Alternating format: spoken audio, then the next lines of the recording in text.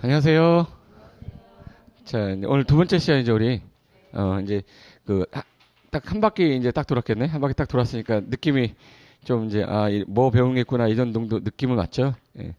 자, 지난 시간에 우리가 190페이지까지 했는데 190페이지까지 어디까지 했는지를 모를 겁니다. 원래 그래. 190페이지 거기 왼쪽에 법 체계라고 되어 있는 것까지 했었거든요.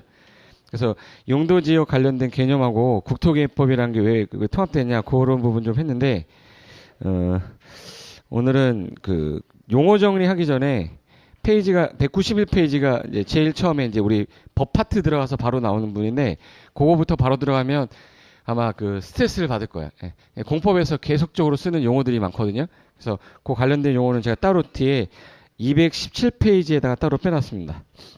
217페이지. 그거 좀 하고 이제 법률 관련된 용어 정의 들어가면 그나마 좀 받아들이는 게 좀 빠를 거야. 여러분은 거의 다 생기초잖아. 아예 공부를 한 2년, 3년 하신 분 없죠, 여기? 대답 안 할 거예요? 다 처음 하시는 거잖아.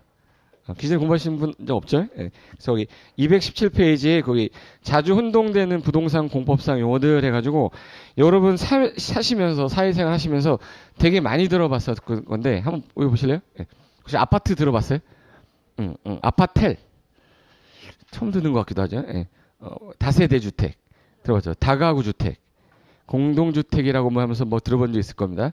뭐 다중주택, 공간, 또 오피스텔, 그리고 그 뭐라고 그러지? 빌라 뭐 이런 말 많이 들었을 건데 법률에서 쓴 용어가 있고 법률에서 쓰지 않는 용어가 있어요. 혹시 빌라란 말은 들어보긴 했죠. 근데 빌라라는 건 우리 법률 용어 아닙니다. 그러니까 어떤 사람들은 이제 빌라 그러면은 연립이다, 뭐 다세대 이러는데 그런 거는 법률 용어가 아니라 건축업자들이 그 주택을 분양할 때 좀 있어 보이게 하려고 만든 말이라서 우리가 쓰는 표현들을 정확하게 알아야 돼. 그럼 제가 일단 공법은 부동산 공법이니까 여기다 써놓고 시작하자. 부동산 공법 이랬었어. 그래서 지난 시간에 한 거 잠깐만 생각하면 공법이라는 건 내가 어떤 행위를 할 때 국가가 나를 규제하는 법들이 공법인데 그러니까 나와 국가 간의 관계를 규율하는 거나 뭐뭐 하지 마라, 뭐뭐 해라라는 규제하는 게 공법인데 그러니까 한 1300여 개의 법률 중에서 부동산과 관련된 것만 끄집어낸 게 부동산 공법이란 말이에요. 그래서 부동산이 토지하고 건축물이었었는데 내가 토지를 가지고 무슨 얘기를 하려고 하거나 건축물을 가지고 무슨 얘기를 하려고 그럴 때 남들한테 피해 주지 말라고 야, 너 뭐뭐 하지 마, 뭐뭐 해 이런 걸 규제하는 게 공익적 목적으로 규제한다 그래서 공법인데 한 130여 개 정도 있다고 그랬어요. 130여 개 법률을 우리가 다 부동산 공법 시험법에 넣으면 너무 힘드니까 그러면 그 중에서 시험 범위상에는 6개 법을 넣겠다 해서 토지 관련된 법률 4개랑 건축물 관련된 법률 2개랑 해서 총 6개 배웁니다. 그 중에서 건축물을 먼저 좀 공부를 해둬야 나중에 토지 위에다가 이 건물 질 거예요 그러는데 토지 얘기에다가 건축물 얘기하면 잠깐 못 알아들어요.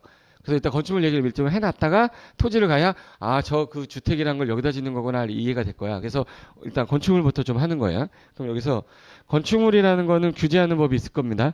근데 건축물을 규제하는 법은 건축법이라고 있어요. 건축법. 그리고 주택만 끄집어내가지고 규제하는 법이 따로 있어요. 그 주택법이라고 합니다. 주택법. 그럼 건축법하고 주택법 중에서 얘는 대상물이 건축물을 대상으로 하는 거고 건축물이 수십 개, 수백 개 있을 텐데 그 중에서 주택만 끄집어낸 법이 주택법이에요. 그럼 당연히 일반법은 건축법이 되는 거고 이 주택법은 건축법의 특별법 이렇게 보시면 돼. 그러면 건축법에 가면 건축물의 종류가 나옵니다. 건축물의 종류가 무지하게 많은데 그 중에 그 종류를 너무 종류가 많아서 이런 것도 있고 오피스텔, 아파트, 공장, 창고 뭐 너무 많아서 이 종류를 하나의 용도로 분류하겠다 해서 용도를 28개 용도로 구분하고 있습니다. 28개 용도 중에서 제일 먼저 공부하는 게 1번이 단독주택이라고 나와요. 단독주택. 2번이 공동주택. 이렇게 나와. 공동주택. 그리고 세 번째가 일종 근린생활시설에서 혹시 근생이란 말은 들어봤을 겁니다. 근생. 근린생활시설을 줄인 말인데 1종, 2종 나눠놨어요. 1종하고 2종 나눠놨어요. 2종 근생이라고도 하는데 그러면 1종하고 2종 둘 다 근린생활설인데 약간 규모가 좀 작은 것들 있죠. 예, 그런 것들은 여기 1종근생으로 분류하고 규모가 약간 크다 그러면 2종근생으로 분류합니다. 그러니까 여러분이 집 앞에 문 열고 나가서 보이는 우리한테 생활에 필요한 시설들 있죠. 슈퍼부터 해가지고 그런 것들을 근생이라고 그래요. 근데 여기서부터 해서 쭉 28번까지 나오는 거예요. 건축물의 용도 몇 가지라고 방금 전에 28가지. 그 중에서 제일 시험에서 많이 나오는 게 일단 단독 공동